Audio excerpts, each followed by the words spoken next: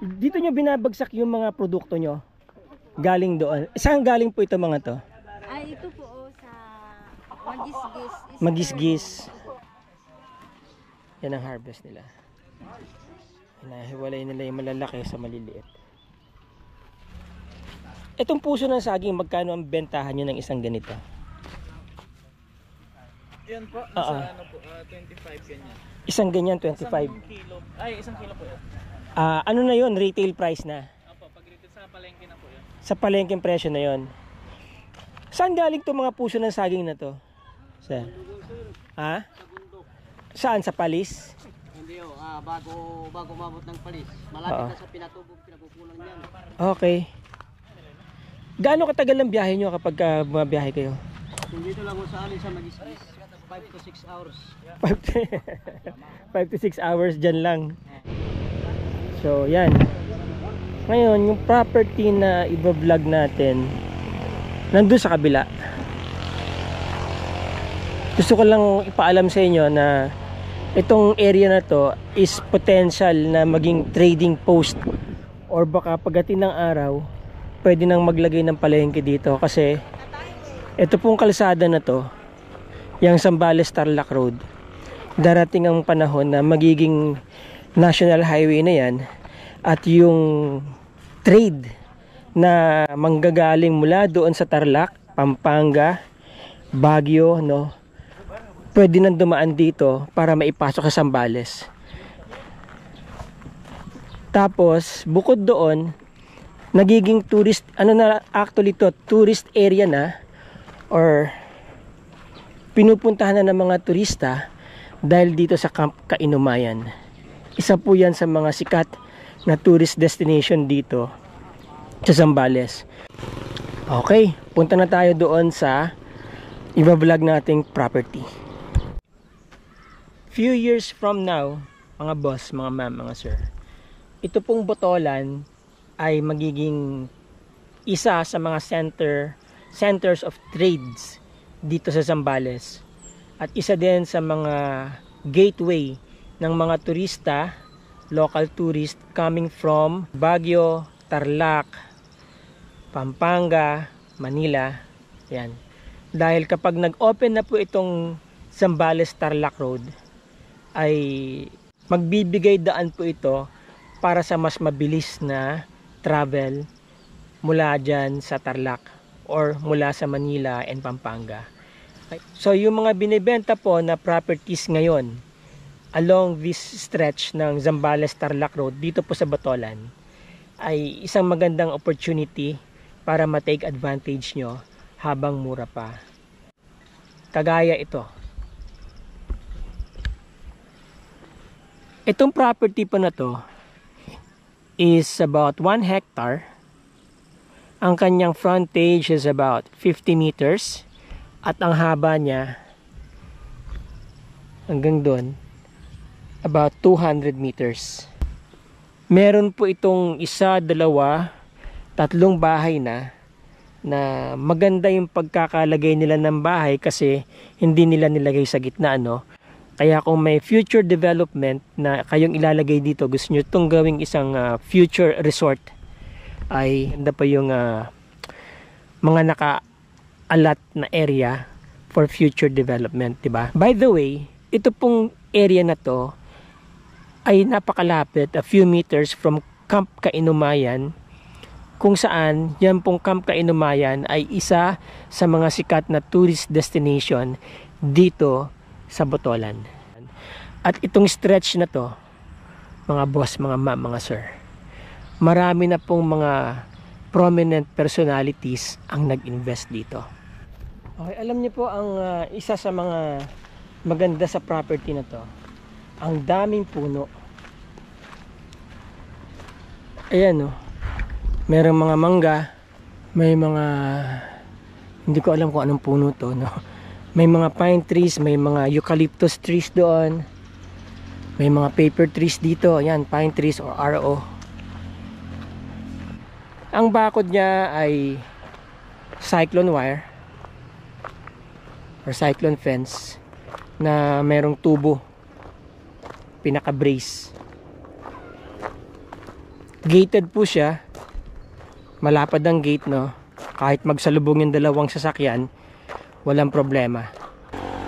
Zambales Tarlac Road. Yan. Etong road na to, one day ay magiging national highway. Well, actually national highway na nga siya, pero hindi pa siya officially national highway. Ito ang magbubukas ng gateway coming from Tarlac, coming from Baguio, coming from that part ng Luzon, from Manila, Pampanga, all the way going to Zambales. Ang Botolan kasi halos nasa gitna po ng Zambales yan eh. Kabangan and then Iba. Ito yung pinaka frontage niya, no? Yan. Ang setback ng bakod mula doon hanggang dito, meron sigurong mga ano to, 10 to 12 meters. Yan. Kaya eventually, kapag nagkaroon ng road widening ko, mga magiging main highway yan, safe yung property. Tapos itong kanyang approach papunta doon sa loob, naka-elevate din, ano? Mukha namang matibay yung pagkakagawa nitong bridge na to. Yan. Dito, pwede nyong kunan ng permit yan, pwede nyong i-utilize kapag gusto nyong maglagay ng isang restaurant, di ba?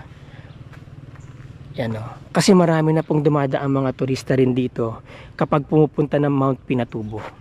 Daanan, ito po yung daanan pupuntang Mount Pinatubo galing doon sa bayan. Sabi nila, kapag ang harapan daw, according sa mga Chinese, no, merong running water. Hindi po yan hindi po yan maduming tubig. Nagkataon lang na ganyan ng kulay kasi katatapos lang ng ulan. Pero mga ilang days pa from now, lilinaw na po yan. So running water yan, buhay na ilog po yan. Sabi nila kapag may ganyan daw sa harapan ng iyong bahay, ay swerte, di ba? Ay, ang ganda dito sa harap, oh. Yan, oh. Pwede din po ito gawing isang campsite, di ba? Maraming pwedeng gawin dito sa lugar na to. Meron ditong isang bahay, pagpasok ninyo dito sa kanan, yan ang itsura ng driveway all the way papunta dun sa dulo. Itong bahay po na ito ay recently lang natapos, 2022 yata o 2023. Modern ng pagkakagawa, no?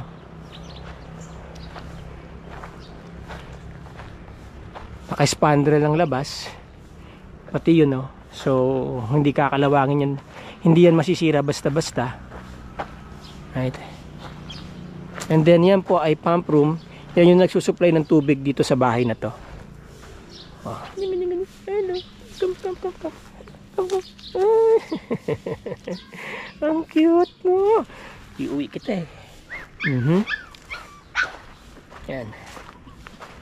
Meron pang kalsada dito. Ewan ko kung eventually magiging barangay road din yan. Kasi marami pang residente dun sa loob eh. So kung magiging barangay road din to, maganda talaga yung property, di ba? Pwede magkaroon din ng access dito going inside. Ayan, oh. May kalsada, oh. Oh. Di ba? Alam nyo, tumataas ang value ng property kapag may mga kalsada sa gilid, nasa corner, di ba? Nasa tapat ng national highway. Ito yung pump room.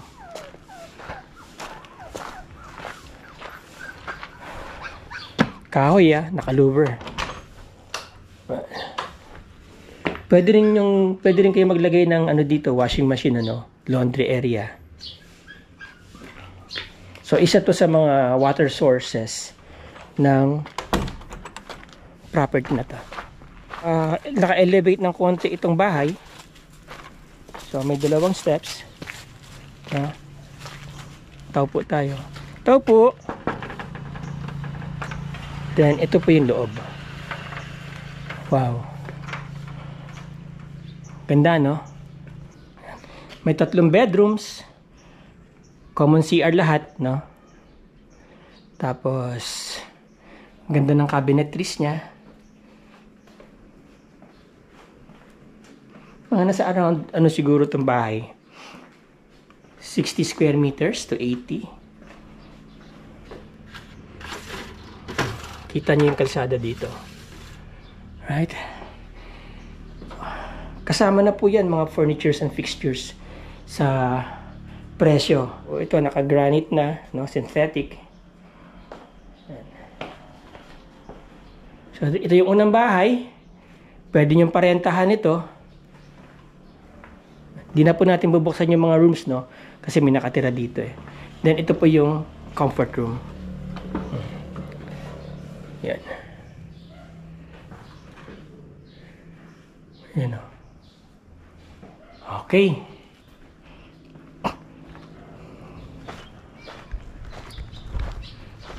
Ito po yung kanilang storage house. Importante kasi para sa isang resort, meron kang malaking storage area. Okay. Tignan natin sa loob. Naka-elevate din siya. Ayan o.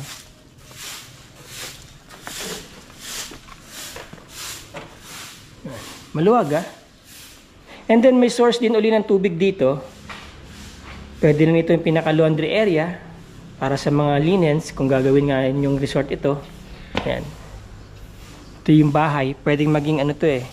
Ito na yung pinaka-opisina, one day or receiving area or staff house, no? Tapos may mga kubo-kubo silang mga binili noon na apparently hindi masyadong nagamit. Ito.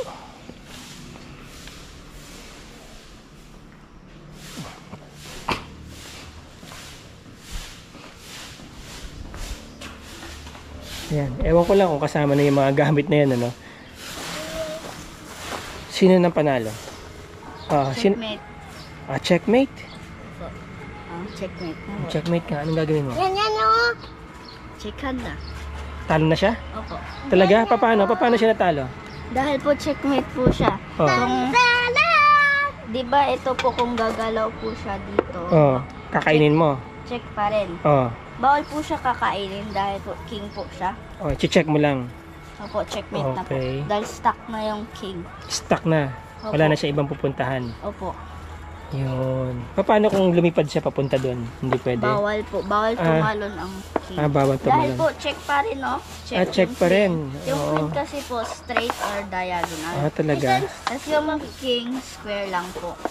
Okay. But wala na pong ibang papuntahan. Congratulations. Alright. Right. So ito, hindi na po natin papasukin itong bahay kasi nirerentahan ngayon. Yan. Pero meron daw yan isang... Ate, ilang kwarto to? Isa lang? Isang kwarto.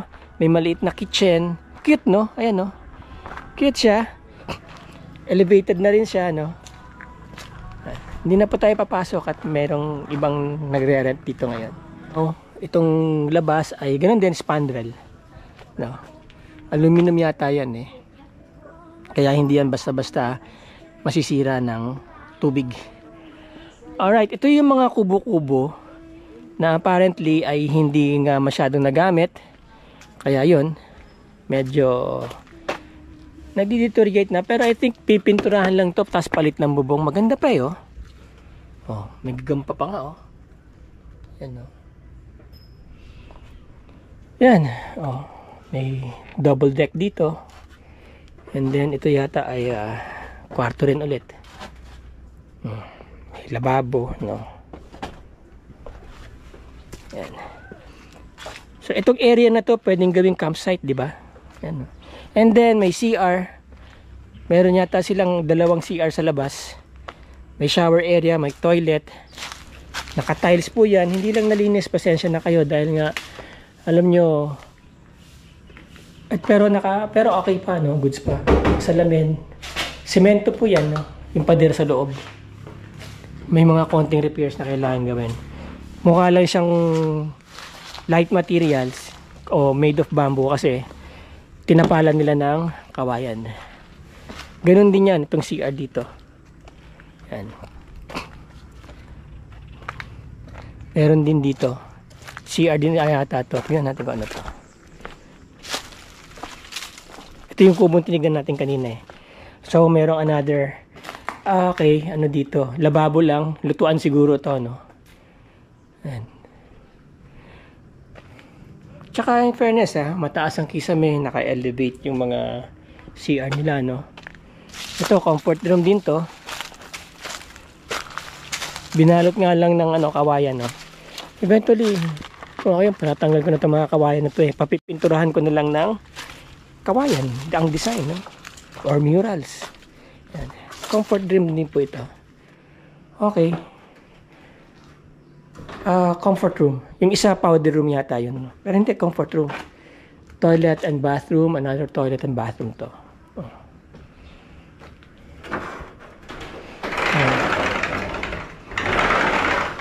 Goods na goods pa, no? Mga boss, mga ma'am, mga sir. Konting ano lang to.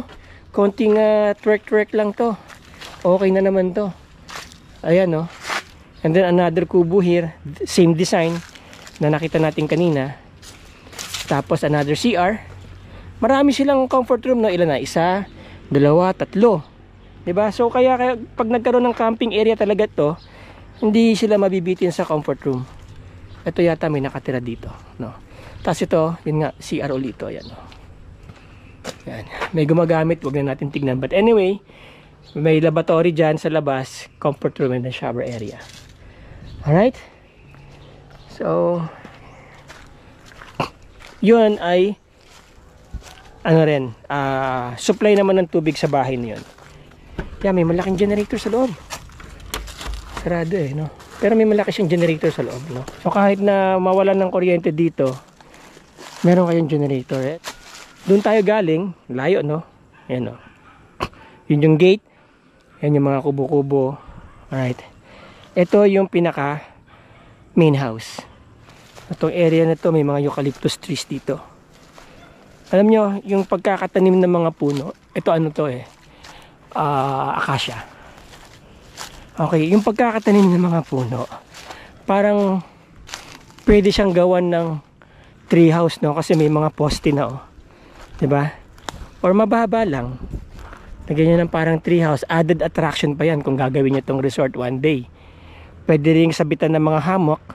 Pwede rin ito yung maging camping area, no? Ang daming pwedeng gawin sa lugar na to. Dito nakatira yung may-ari. Tapos dito, ano to? Kinakain to mga boss. Ayan, no? Sabi sa akin, ewan ko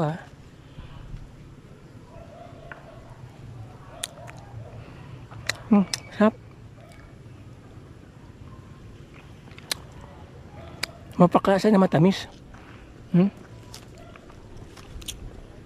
Aking tawag to. Alam to na bakit ko eh. Ayan, no? Para siyang duhat, no, na may buto. Oh. Daming bunga, oh. Oh. Yung makakabili nito mga boss, wag niyong paputol yan. Bihirang-bihira na ito mga ganitong puno ngayon. Ganito. Baka mayroong medicinal value to, di ba? Pampalinis ng kidney natin o ng mga internal organs natin. So ito yung bahay, no? Wow. Modern bungalow style.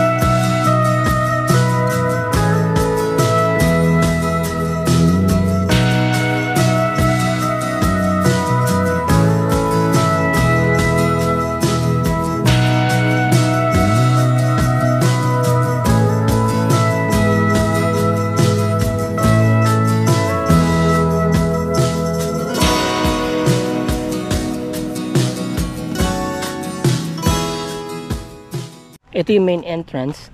Yun yung papunta yata ng kitchen. Okay. Sabi nila kasama na daw yung sasakyan kapag binili tong bahay. Tapos may malaking ano rito, paper tree. Ayan. Ito, maganda rin puno to mga boss, mga ma'am, mga sir. Mansanitas po ito. Maliit. Although kahit na maliit pa, namumunga na yan. Ayan o. Ayan ang bunga niya. Bihira na rin ito nakikita dito ngayon. Pero, ito mga ganito, talagang dapat to, hindi nyo na pinapaputol. I-treasure nyo na yan dahil yan po yung mga prutas na hindi ini-sprayan, na alam nyo na, ito yung mga kinakain ng mga matatanda noon, kaya malalakas sa mga katawan nila eh. Wala siyang commercial value, no? Pero matindi ang mga health benefits niyan. Alright, katok tayo dito sa bahay, tignan natin. Para tignan muna natin yung paligid.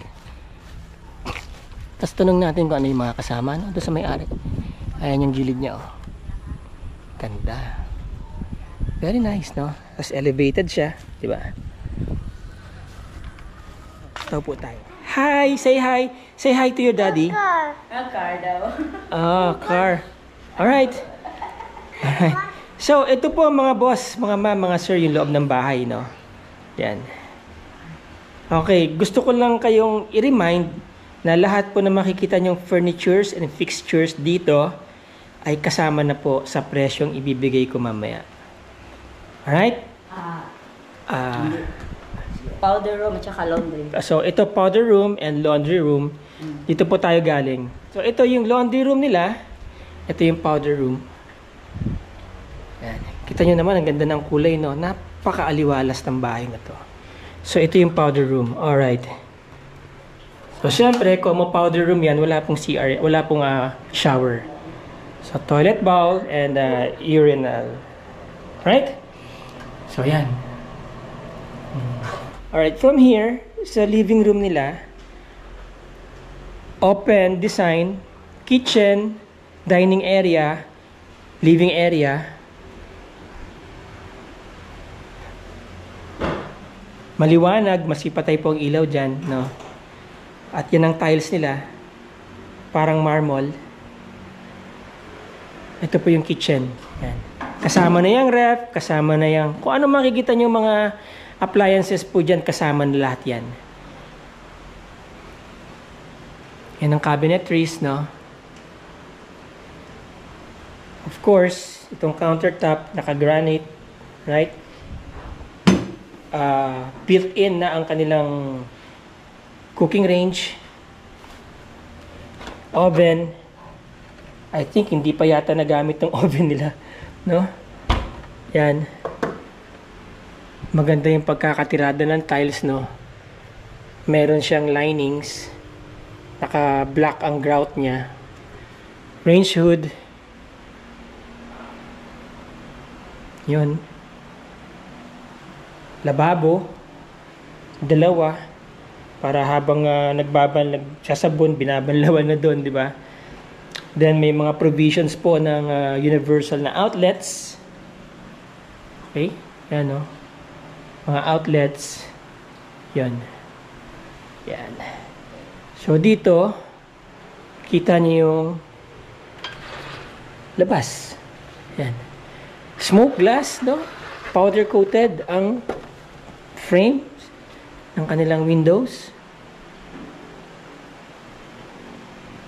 And here is your lawn. Right?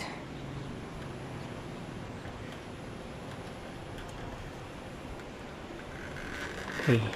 So, oh, wow. Ganda. Kasama na aircon, no? Diba?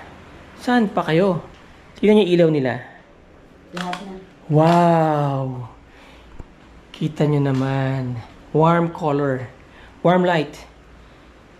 No? Ang maganda po sa bahay na pinapagawa, usually ng mga foreigners, no? Talagang maganda yung pagkakadesign. Kagaya niyan, yung bintana niya, di ba, hanggang baba. Kaya, kapag gusto nyong, fresh air lang ang pumasok, angat nyo lang yan, di ba? Tapos maganda ang ilaw sa loob. May sarili na po siyang CR. So no need lumabas, right? Yun o. Nice. Talagang maximizing space. Eksakto lang. Oh. Mga simpleng design pero, di ba? Alright, so, and then, itong hallway actually is leading to these 2 rooms, no? So, ito yung master bedroom nila ngayon. Yan si baby, oh. Ayan. Alright. So, basically, ganun din ang pagkakadesign ng kwarto. Okay. So, yun. Wow. Yun. Sa pagpasok nyo, dadaan muna kayo dito sa sa ano nila, sa wardrobe area, walk-in closet. And then may bathtub, yan o. Ang ganda ng bathtub, ah. Okay. Nakapatong lang pala itong bathtub, no? Yan ang CR. Maganda. Maganda ang CR nitong master bedroom. Medyo malaki ng konti kaysa dun sa kabila. Pero pareho lang ang design. Merong accent ng black dito sa gitna ng wall, no? Kaya, yeah. Okay. There you go. So, here's your walk-in closet, no? Alright. So, yan ang room. Wow. Nice. Again, kasama na po lahat yung furnitures, ha? And fixtures. Alright? Alright. There you go, mga boss, mga ma'am, mga sir. Again, this property is 10,000 square meters or 1 hectare. Located po along Zambales, Tarlac Road. Napakaganda ng location niya. Unang-una ay malapit po siya sa isang kilala at sikat na tourist destination dito sa Botolan, which is yung Camp Kainumayan. At itong Zambales, Tarlac Road, dito po dumadaan yung mga pumupunta ng Mount Pinatubo. At someday, a few years from now, kapag ka natapos po yung Zambales, Tarlac Road, no, nagawa na yung mga tulay na yan, which is mga tulay na lang ang kailangan gawin, calling our government, tapusin nyo na yan, tulay na yan, para, you know, magkaroon na ng influx ng trade between Tarlac at yung mga kalapit na probinsya dyan, at saka itong Zambales. Kasi kapag nangyari po yun, syempre alam natin kapag ka nag-open ng trade yan, mas lalong gaganda ang local economy ng Zambales. Pangalawa, yung mga turista, mga local tourist na gustong pumunta ng Zambales, coming from Manila, coming from Pampanga, coming from Tarlac especially, at galing din dyan po sa mountain provinces, Baguio, Abra, it will shorten their travel time. I heard from Manila Expressway papunta dito, aabuti na lang na mga 2.5 hours or 2 hours compared sa dating 4 to 5 hours. So napakalaking bagay po nitong Tarlac Road. Kaya itong property na to, one day tataas talaga yung value. So this property, they are selling this for 23 million. Well, mataas ba ang presyo? I don't think so. Parang lumalabas lang po na 2,300 per square meter lang siya. Darating ang araw, hindi lang po ganyan na magiging presyo ng property dito. Dahil nga, marami na pong nag-invest din dito na mga taga ibang lugar at saka mga kilalang personalities dito sa Zambales ay invested na dito sa lugar na to. Magandang gawing gasoline station to someday, or resort, ano po. In the meantime, pwede nyo ring gawing camping area para mag-generate ng income,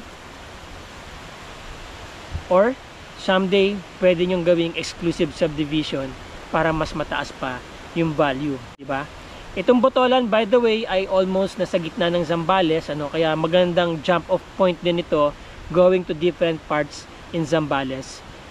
Besides, ang Botolan po ay, for all we know, kilala na sa Mount Pinatubo, kilala na rin sa mga iba't ibang tourist destination dito, especially yung coastal area. Kung gusto nyo po mag-schedule ng visitation, trippings, ocular inspection, tawagan nyo lang po ako, text nyo ako, message nyo po ako. Nandyan po yung aking Viber, WhatsApp, and Globe, at ang aking email, ang aking telephone number, of course, yan na rin. Ang aking Facebook link, nasa description po. Click nyo lang yung description. Tapos click nyo lang yung link. Kung naka-cellphone kayo, pwede nyo na po akong i-private message sa Messenger. At kung hindi ko man po kayo masagot agad, within 24 hours, I'll get back to you. Sasagutin ko po yung mga tanong ninyo. Okay? So again, mga boss, mga ma'am, mga sir, maraming salamat po sa inyong oras. Maraming salamat sa inyong panonood. Till the next video. Ciao!